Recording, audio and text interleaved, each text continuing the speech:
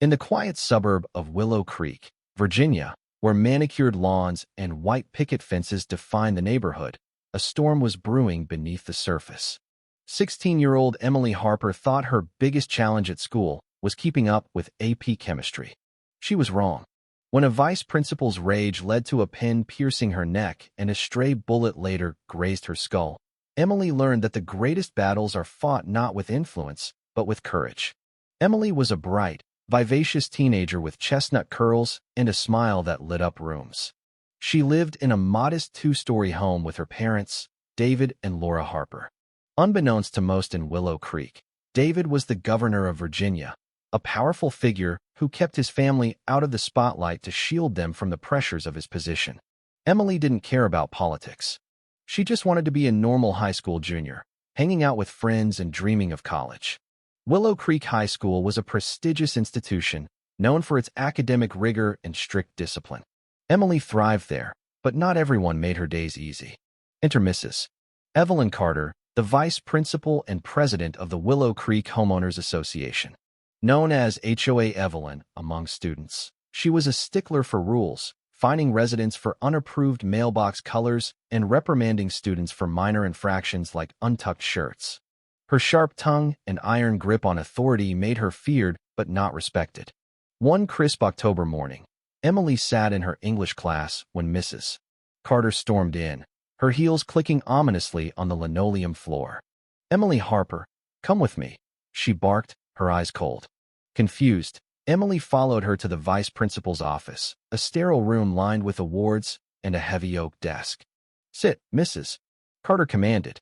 Emily complied, clutching her notebook nervously. "There's no school event," Mrs. Carter said, leaning forward.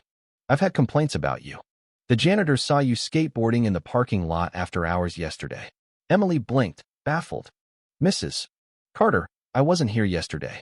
I went home right after school with my mom." Mrs. Carter's face reddened. "Are you calling me a liar? You think you're untouchable because your dad's some big shot at the state capitol?" Emily frowned. She hated when people mentioned her father's job. "This has nothing to do with my dad. I'm telling the truth." Mrs. Carter's voice rose. "You entitled kids think you can break every rule." The argument escalated, and in a flash of rage, Mrs. Carter, waving a pen for emphasis, lunged forward. The sharp tip struck Emily's neck, drawing blood. Emily gasped, stumbling back, her hand flying to the wound. "You stabbed me," she cried, her voice trembling. Mrs. Carter froze, the pen still in her hand, her expression shifting from shock to defiance. "You need to learn respect," she snapped. Tears streaming, Emily fled the office, her neck stinging. Classmates in the hallway gasped as she staggered toward the nurse's office. Her best friend, Sarah, rushed to her side. "Emily, what happened?" "She stabbed me with a pen," Emily whispered, shaking. The nurse bandaged the wound and called Laura, who arrived in a fury. "Who did this to my daughter?" she demanded. Emily recounted the incident, her voice breaking. Laura's face darkened. "We're going home, and we're dealing with this." The principal, Mr. Thompson, promised a full investigation, but Mrs. Carter insisted it was an accident, claiming she was just gesturing. Emily, humiliated and scared, begged her mother not to involve her father's influence. "I don't want to be the governor's daughter. I want to handle this myself." News of the incident spread like wildfire through Willow Creek High. Students whispered in hallways, shocked that a vice principal had attacked a student. Mrs. Carter, unrepentant, told colleagues Emily was a troublemaker who provoked her. "These rich kids think they're above the rules," she sneered. But many teachers, tired of her tyranny, doubted her story. When David Harper learned of the attack, his calm demeanor shattered. "She did what?" he roared during a budget meeting, startling his aides. As Virginia's governor, he could have Mrs. Carter fired or prosecuted with a single call. But Emily's plea stopped him. "Dad, please don't use your power.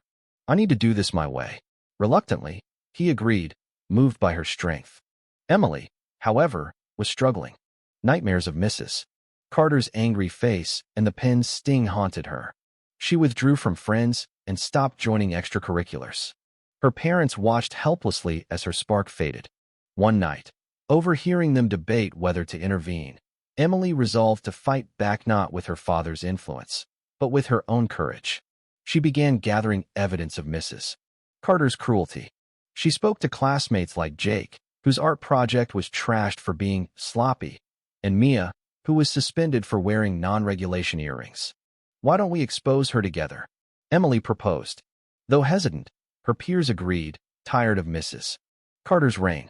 Emily documented incidents, collected statements, and even recorded conversations discreetly. Mrs. Carter grew suspicious as students avoided her. She called Emily to her office again, her voice icy. "I know you're turning people against me," she accused. Emily, with a hidden recorder, stayed calm. "I just want fairness, Mrs. Carter." Their tense exchange was interrupted by shouts outside. Mr. Thompson burst in, looking harried. "Mrs. Carter, we need to talk. Parents are here, and they're furious." Word of the pen incident had reached the community, and parents demanded Mrs. Carter's removal. "She's a danger to our kids," one shouted. Mr. Thompson promised action, but Mrs. Carter, desperate, spread rumors about Emily's family, claiming they were using connections to ruin her. Her lies backfired, as teachers and parents began speaking out against her. The tension peaked when Mrs. Carter confronted Emily in the library. "You think you've won?" she hissed, her voice rising. "You and your scheming family." Students recorded her outburst as she ranted, calling Emily a spoiled brat and insulting others. The librarian intervened, but Mrs. Carter's meltdown was unstoppable. "I've given my life to this school, and you're all against me," she screamed. Security escorted her out as Mr. Thompson announced her immediate suspension. The video went viral on social media, sparking outrage. The school board fired Mrs. Carter, and she resigned from the HOA in disgrace. Emily felt conflicted, relieved, but guilty. "I didn't want to ruin her life," she told Sarah. "You didn't," Sarah replied. "She did this to herself." But the story wasn't over. Days later, Mrs.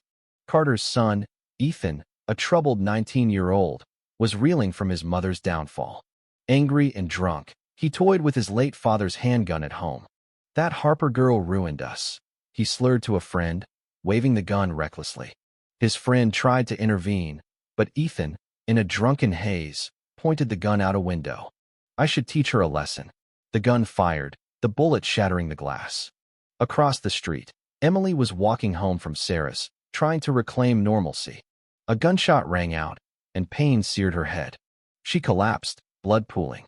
When she woke in the hospital, her parents were beside her, faces etched with fear. "A bullet grazed your skull," David said, his voice shaking. "You're lucky to be alive."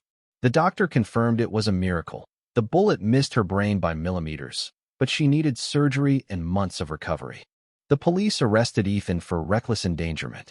He claimed it was an accident, but the gun belonged to his mother's late husband, raising questions. David's restraint snapped. "I'll make them pay," he vowed. But Emily, weak but resolute, stopped him. "Dad, let the law handle it. I want to face them myself." 2 weeks later, Emily, bandaged and frail, insisted on attending Ethan's sentencing. The courtroom buzzed with reporters and locals, drawn by the scandal involving the governor's daughter. During victim impact statements, Emily stood, her voice steady despite her pain. "My name is Emily Harper. Mrs. Carter stabbed me with a pen because she thought I was lying. She hurt me because she could. I could have let my father, the governor, destroy her career, but I chose to fight my own battle." The room gasped. Many hadn't known David's position. "I gathered evidence and exposed her cruelty, not with power, but with truth. Then her son shot me, angry over her consequences. I almost died because their family couldn't take responsibility." Tears fell, but Emily pressed on, facing Mrs. Carter. "You thought I was nobody, just a student to bully. But I'm a person with dreams and a family who loves me. You took that from me." Mrs. Carter sobbed, unable to meet Emily's gaze. "I'm sorry," she whispered. Emily turned to Ethan, who was crying. "And you need to learn that anger and alcohol don't excuse endangering lives." She concluded, "I don't want revenge. I want justice. I want you to change."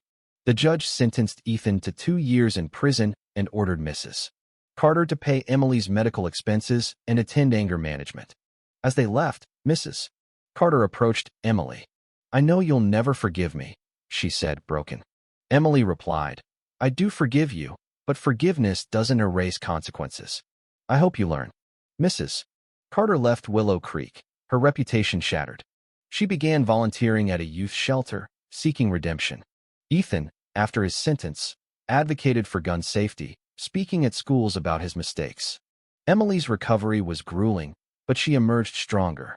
She launched an anti-bullying campaign at Willow Creek High, later expanding it statewide. Her story inspired countless students to stand against injustice, proving that courage, not power, drives change. Years later, as Emily graduated college and founded a nonprofit for bullying victims, her story remained a Virginia legend. She had turned trauma into triumph, showing that true strength comes from standing up, not striking back. Her parents, watching her speak at a rally, marveled at her impact. "She's changing the world," Laura said. "She already has," David replied.